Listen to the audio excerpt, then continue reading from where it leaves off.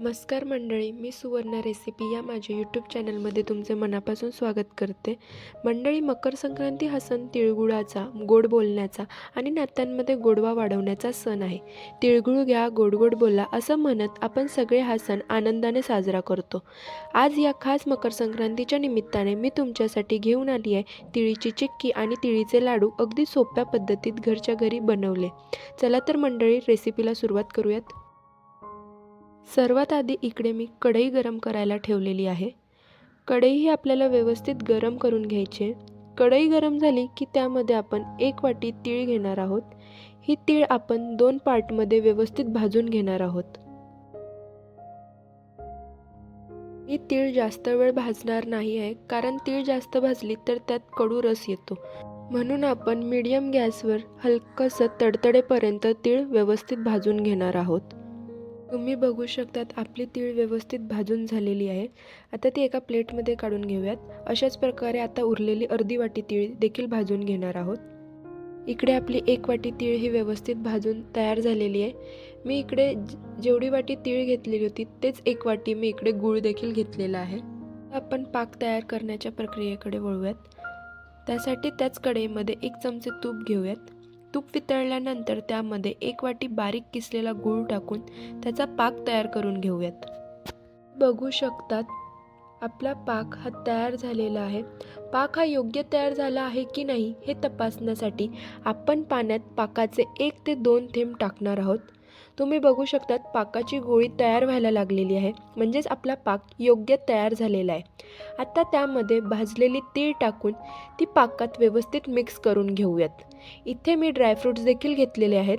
तुम्हाला आवडत असतील तर तुम्ही ते टाकू शकतात किंवा नाही. सगळं मिश्रण नीट एकत्र करून घेऊयात.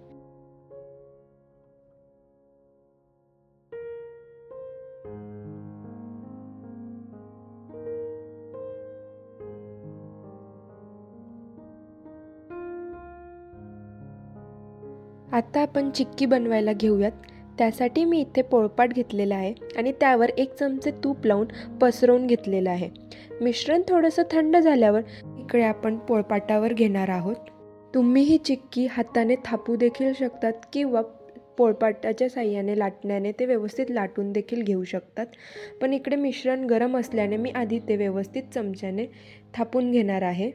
सगळीकडनं व्यवस्थित पसरवून झाल्यानंतर हलक्या ओल्या हातांनी मी ते मिश्रण थापून घेत आहे.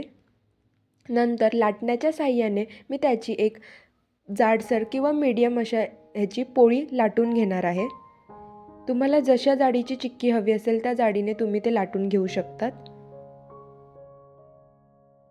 लाटून झाल्यानंतर आता त्याचे व्यवस्थित काप कापून घेऊयात.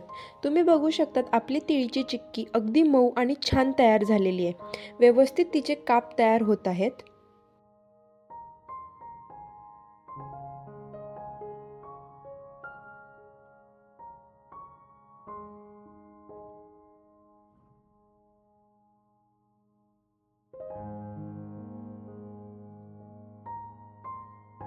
तुम्ही बघू शकतात मंडळी, अगदी सहज हलक्या हाताने निघणारी आणि नरम अशी चिक्की आपली व्यवस्थित तयार झालेली आहे.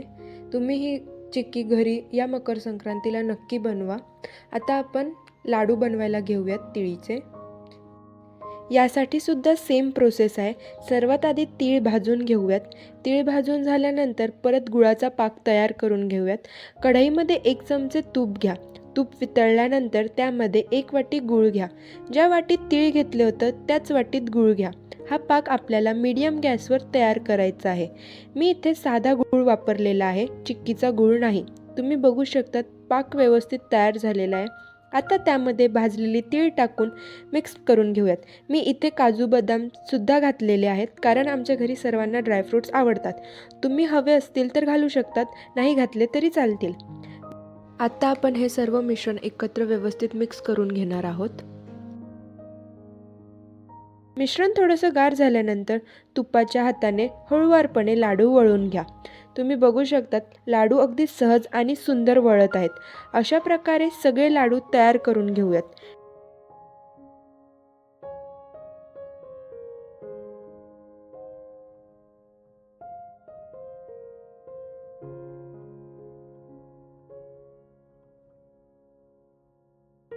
मंडळी, तुम्ही बघू शकतात आपली तिळीची चिक्की आणि तिळीचे लाडू दोन्ही तयार झाले आहेत. लाडू खूप मऊ, चविष्ट आणि सहज खाता येतील असे झालेले आहेत.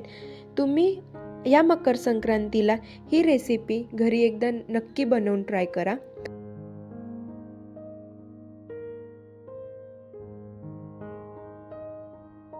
तर मंडळी, मकर संक्रांती स्पेशल मम्मीने लाडू आणि चिकी बनवली आहे.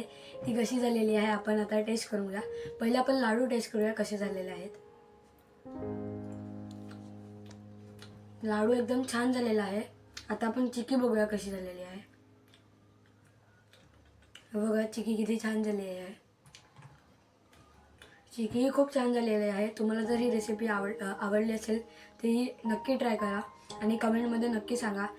आणि व्हिडिओला लाईक करा, शेअर करा, कमेंट करा. थँक्यू आणि हॅपी मकर संक्रांती.